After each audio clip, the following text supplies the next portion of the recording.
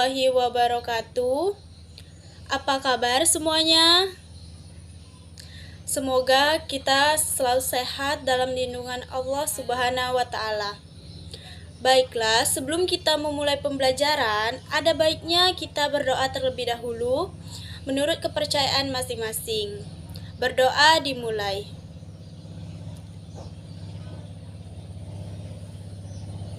Berdoa selesai. Semoga pembelajaran pada pertemuan kali ini berjalan dengan lancar. Nah, di video ini saya akan menjelaskan materi mengenai menulis puisi dengan memerhatikan unsur pembangunnya.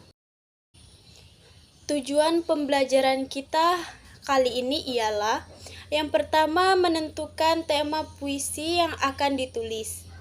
Kedua, menulis puisi untuk mengungkapkan perasaan dengan memerhatikan unsur pembangunnya. Sebelumnya, apa yang Ananda ketahui tentang puisi?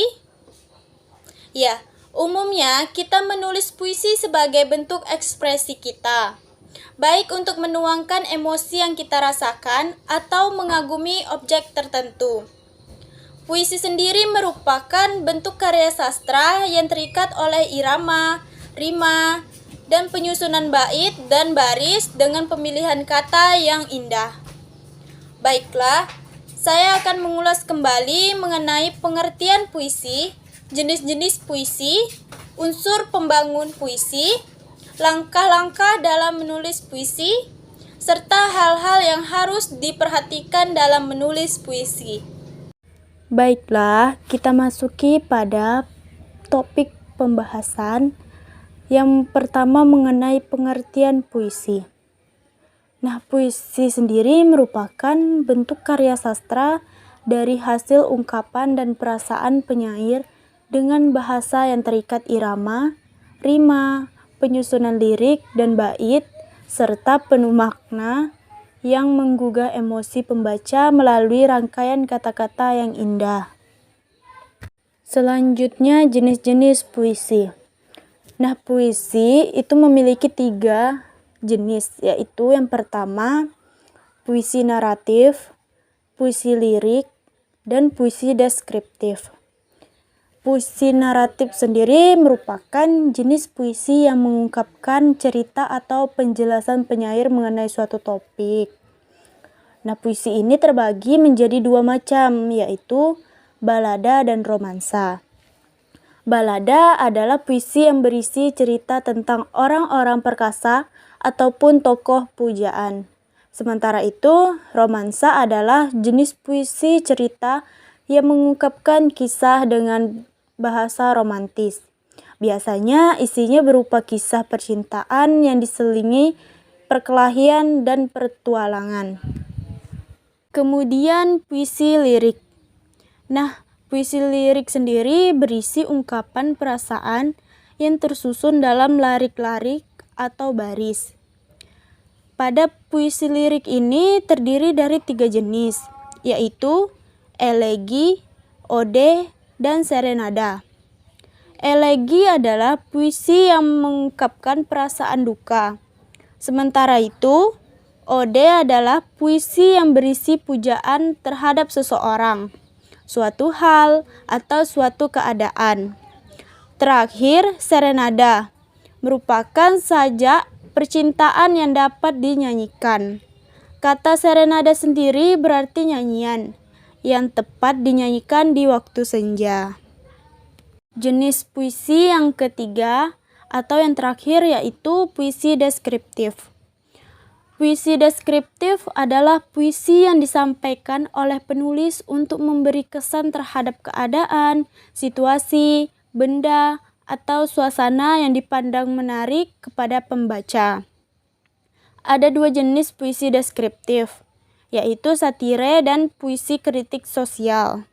Satire adalah puisi yang mengungkapkan perasaan tidak puas penyair terhadap suatu keadaan, tapi disampaikan lewat sindiran atau menyatakan keadaan yang sebaliknya.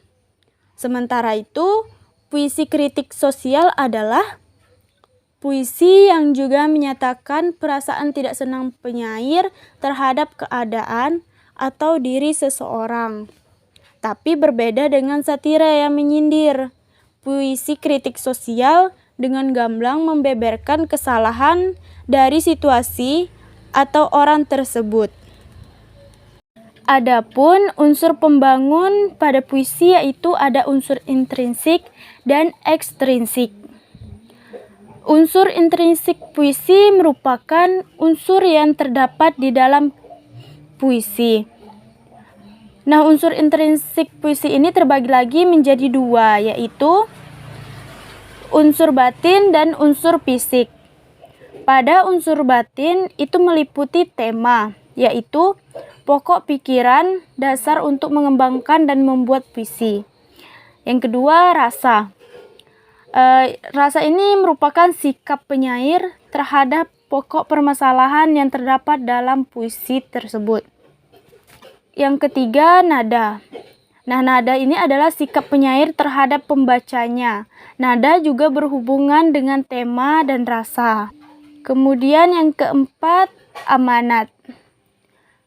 Amanat yaitu pesan yang ingin disampaikan penulis kepada pembaca atau pendengar.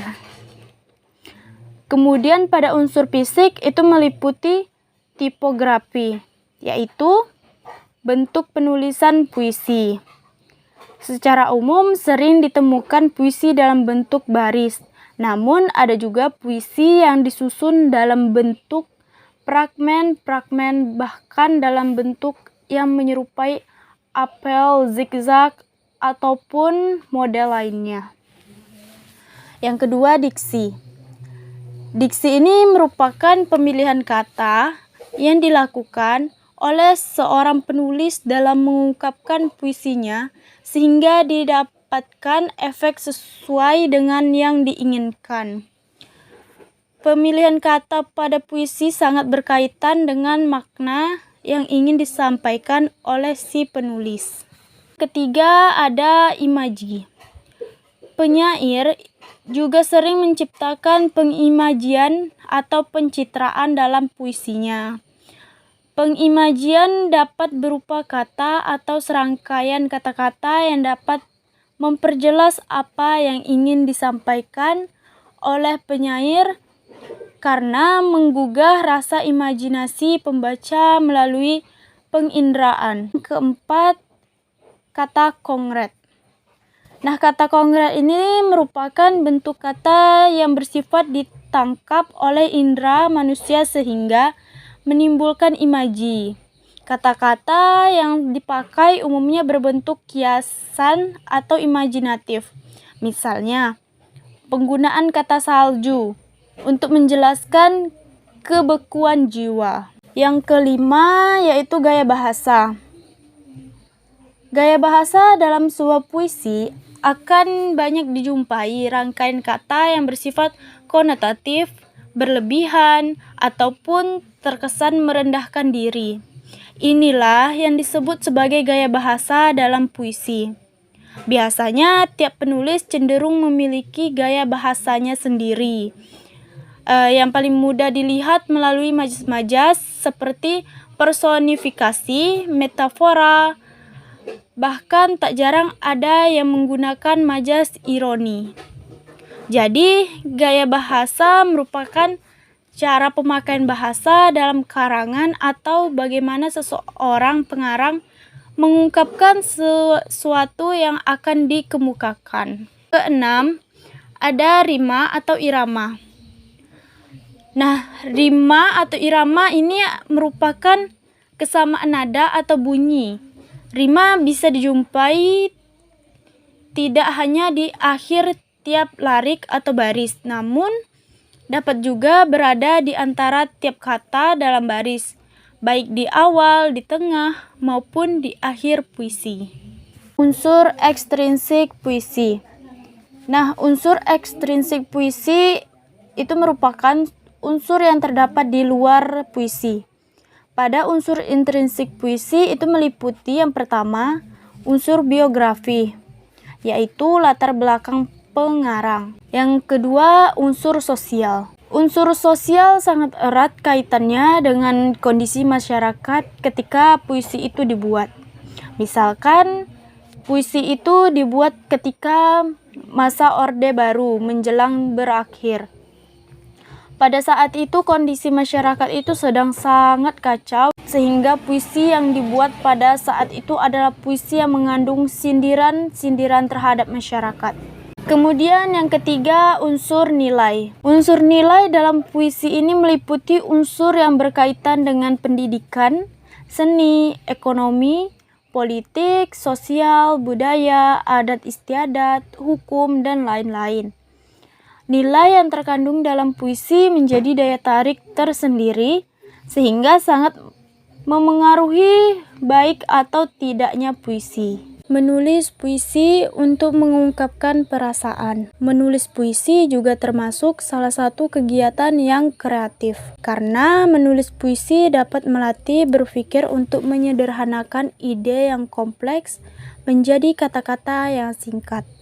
Nah, salah satu sumber inspirasi atau ide untuk menulis puisi yang paling mudah didapatkan adalah berdasarkan pengalaman. Pengalaman adalah segala sesuatu yang pernah dilihat, dirasakan, bahkan dialami. Misalnya, ketika muncul ide atau gagasan yang kuat berupa hubungan antara penulis dan Tuhan, maka puisinya diangkat dengan tema ketuhanan. Dapat dilihat pada puisi berikut yang berjudul Tak Ada Peminta Datang Pagi Hari, karya Sudji Harijanti. Puisi tersebut itu bersumber dari pengalaman penyair ketika sedang berada dalam suasana yang menyedihkan, yaitu adanya pandemi COVID-19. Berlatar belakang kondisi tersebut, maka muncullah persoalan bahwa penyair yang terbiasa menuai dan bersedekah kepada pengemis, maka dalam masa pandemi itu tidak dapat melakukannya karena para pengemis tidak dapat datang di perumahannya. Dan penyair merasa khawatir tentang nasib para pengemis, apakah mereka bisa makan atau tidak tiap harinya. Adapun langkah-langkah menulis puisi yaitu yang pertama, menentukan tema. Untuk mendapatkan tema, Ananda bisa memancingnya dengan keadaan di sekitar, perasaan maupun berbagai hal yang Ananda alami atau berupa pengalaman pribadi. Yang kedua, menentukan kata kunci. Kata kunci ini diambil dari tema yang telah ditentukan. Misalnya kata banjir. Nah, pada kata banjir ini dapat dikembangkan menjadi menerjang, menghanyutkan, hancur, musnah, keluarga hilang, dan sebagainya. Ketiga, gunakan gaya bahasa. Gaya bahasa yang biasanya digunakan adalah majas perbandingan dan pertentangan. Yang keempat, kembangkan puisi seindah mungkin. Nah, langkah selanjutnya adalah mengembangkan semua hal yang telah disebutkan tadi menjadi puisi yang indah. Susun kata, larik, menjadi bait, selanjutnya dikembangkan menjadi puisi yang utuh dan bermakna. Adapun hal-hal yang harus diperhatikan yaitu yang pertama, tema dan judul. Tema dan judul adalah hal yang pertama kali harus diperhatikan dalam membuat sebuah puisi. Nah, tema dan judul yang pas itu bisa memudahkan para pembaca untuk memahami maksud dari puisi tersebut. Maka pilihlah tema yang benar-benar menarik. Dan selanjutnya, tentukan judul yang berhubungan dengan tema tersebut. Kedua, tentukan kata kunci. Kata kunci bisa menjadi sebuah kata yang bisa membantu untuk menjelaskan makna dari tema puisi. Ketiga, diksi. Diksi atau pilihan kata adalah cara memberi sebuah keunikan untuk puisi. Tentukan sendiri diksi yang ingin digunakan, karena inilah cara untuk menunjukkan keunikan dari puisi tersebut. Kemudian yang keempat, ada rima atau irama. Nah, rima adalah persamaan bunyi atau pengulangan bunyi dalam puisi yang bertujuan untuk memberikan efek keindahan. Pada bagian ini, penulis bisa menunjukkan kreativitasnya. Gunakan rima untuk membuat puisi menjadi semakin indah. Yang kelima, bait. Ada banyak pilihan dari bait yang bisa digunakan, yaitu diskiton atau puisi dengan masing-masing 2 baris di setiap bait. Kemudian terzina, yaitu terdiri dari 3 baris per bait. Kemudian quatrain, yaitu 4 baris per bait. Selanjutnya quint, yaitu 5 baris per bait. Dan yang terakhir sonata, yaitu terdiri dari 4 baris di masing-masing 2 bait pertama dan 3 barus di masing-masing 2 bait terakhir.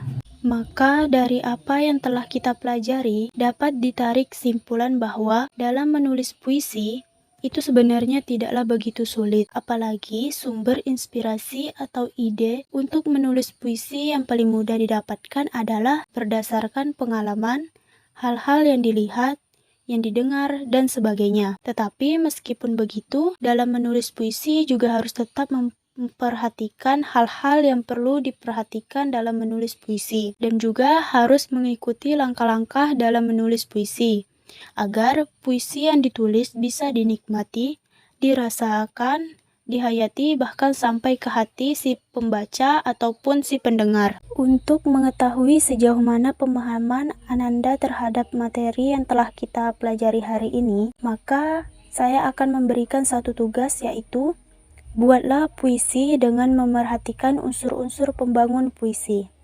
Nah, untuk penilaian itu terdapat 3 aspek, yaitu penilaian sikap atau afektif, penilaian pengetahuan atau kognitif, dan penilaian keterampilan atau psikomotor. Baiklah, sekian pembelajaran hari ini. Semoga Ananda semua bisa memahaminya. Kita cukupkan sampai di sini. Lebih dan kurang saya mohon maaf. Semoga sehat selalu. Saya akhiri dengan wassalamualaikum warahmatullahi wabarakatuh.